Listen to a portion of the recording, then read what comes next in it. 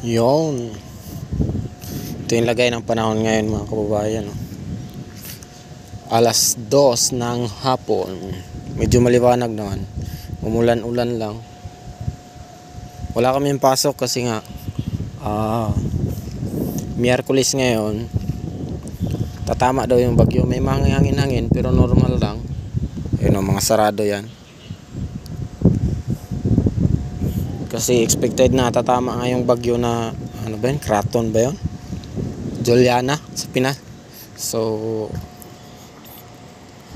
kahapon nga pinapasok kami kahapon kasi nga kami naglinis kami dito sa may hinabol kasi order yung helmet. Kumalaw kaya nagkapasok ba. Kasi dapat walang pasok kahapon sa ibang mga ito nga nilinis namin dito namin tinapon. Mga to parang putik-putik ng plastic. Diyan sa dulo diyan. Kasi naglinis diyan ako minsan kasi wala raw kasi dito. Ano yan diyan? Tawag dito. Linisan or yung plastic ba na ni-recycle kasi gilingan yan sa dulo, malaking gilingan. Yung mga reject dito ginigiling lahat tapos bumibili ng reject. May malaking gilingan kasi diyan sa likod. Kasi ito warehouse yan. Tapos sa dulo malitahan naman. So all around dito madalas tinutulungan ko yung rito yung operator. Kasi dati nag-hire talaga ng operator dyan. Tapos nila nung humina dito naman, hindi na pinapasok. Ang pinag-operate yung isang regular na lang or matagal na rito. Yung kabisado lahat. So yun, yung 9 years na siya rin nag-ooperate. Nanghihingi na lang siya ng katulong ba. Kasi hindi rin biro talaga pag solo lang siya dyan. So madalas ako yung kinukuha nun, bata-bata na ako nun. Kasi ako rin yung tinuruan niya dun sa maleta kasi. Kaya madalas ako rin kinukuha dyan. So ito yung ngayon, wala kaming pasok. Yun yung kinagandahan dito. Hindi katulad sa Pinas. On time. O kailangan umuwi. Naranasan ko dati. Mga siguro year 2015. Nga, tama. 2015. Alala ko pa. Umuwi kami dati kasi nagbabagsakan na yung mga kisame. Yung mga puno ng kahoy.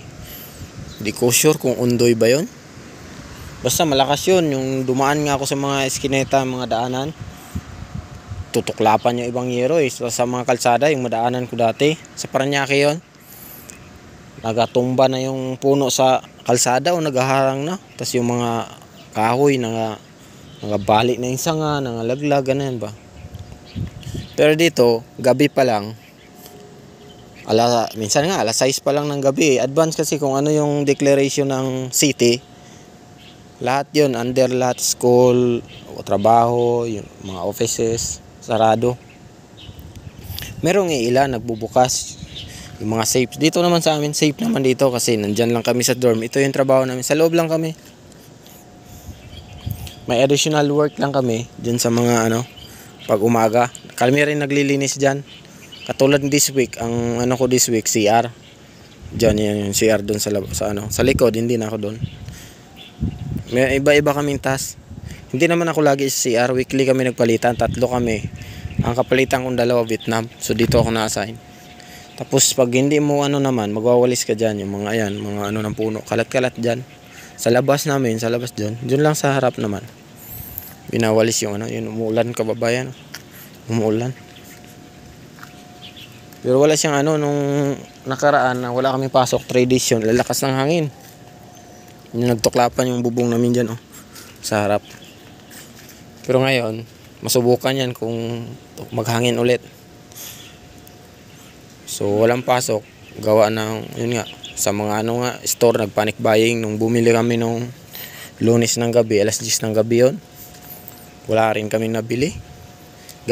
Sa bumili lang ng mga pwedeng pantawid ba. Sakali mang tumagal-tagal. Grabe sila, mga noodles, sibuyas nga nun, wala na Mga tinapay, wala na.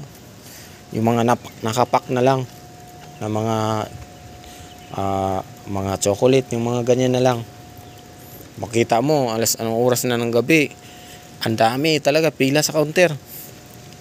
Pila kami nun sa counter. Dapat close na nga yun last 10 eh, pero nag-extend yung mga tindahan pati dito na Pinoy Store. Wala rin kami nabili. Doon kami unang pumunta kasi nun. So yun yung kinaganda rito. Unlike sa Pilipinas, dito kasi talagang iniisip nila yung kaligtasan ng tao. Mapanood mo sa news nga nila dito, naka-ready na yung mga sundalo nila para sa rescue. Tapos yung mga bangka nila, sakaling tumaas yung tubig, naka-ready na rin. Yung mga speedboat ba tawag dyan. Dapat ganun tayo sana, no? Maganda kasi yung pamalakad ng government dito eh. Corruption talaga kasi ang problema sa atin eh. Kumbaga, hindi mo talaga masabi yung buhay na ng mga natin, mga ninuno. May salba lang yung Pilipinas, di ba? Yung mga hero natin. Ngayon, wala na, binabalasubas na ng eh. So yun lang. At least napunta tayo rito, nakakatuwa. Diba, ganyan lang kasimple, wala kaming pasok ko. Kasi, di ba, pinaghahandaan. Di ba, partida na, sa loob lang ka lang. Katabi mo lang yung trabaho. Kahapon lang, kasi kahapon, sobrang init nga kahapon eh. Wala man lang kaulan-ulan. Pero nagmamadali kami, yung head nga, kasi pumasok din sila sa opisina. Hindi lahat. Lang sila, 3 lang pumasok. Yung head, pinagpapahinga na kami, 4:20 pa lang. Kasi nag-cutting kami ng doon, yero. Yung plastic na yero, product din namin. Tumawag. Pahinga na daw kami kasi uwi na ng alas 5. Parating na daw yung bagyo. Yung sa salita nila, naintindihan ko naman kahit paano ba. Kasi part ng typhoon. Yun lang. Pero yung iba, hindi ko naintindihan. Yun lang pagkakaintindi ko. Kasi sabi nung ko, binibilisan na namin. Kaya ninataw na namin. May order kasi, prepare na ba? Bago para pag nagbukas ulit, deliver na lang. Sana ganun, advanced preparation. Alright. Mag-ingat ang lahat, lalo ng mga kababayan natin dito. Marami tayo dito eh. Nasa 100,000 mahigit yata. Alright.